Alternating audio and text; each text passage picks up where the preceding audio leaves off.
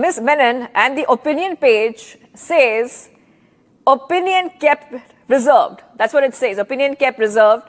And also we understand that the specimens have been collected. Police forensic teams will be looking at these specimens. So earlier I read them out. We're talking about nail clippings, clothing, blood. All these specimens have been collected. What will the next phase look like with these specimens being collected? What are the investigating teams looking for? See, when we talk about the initial postmortem, this is a preliminary postmortem report where the external appearances and the internal appearances of the organs and everything is noted down, injuries, the external injuries, if at all, if there are internal injuries, which is apparently visible with the naked eye. We can smell it. All those are mentioned here in the preliminary analysis of the postmortem report.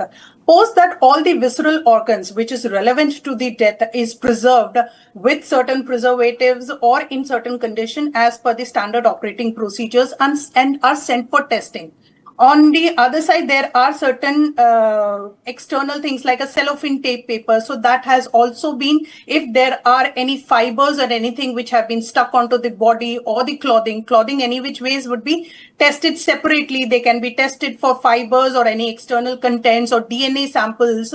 And even the cellophane which has like stuck fibers or anything which was there on the body would be. So all these testings, right, from each biological sample which have been preserved in different preservatives as a viscera sample would be tested, toxicology analysis would be done. The size of the uterus is relatively larger because a recent abortion had been done. So that fiber, and there are residual tissue also inside the uterus. So that everything would be tested and then only a final report.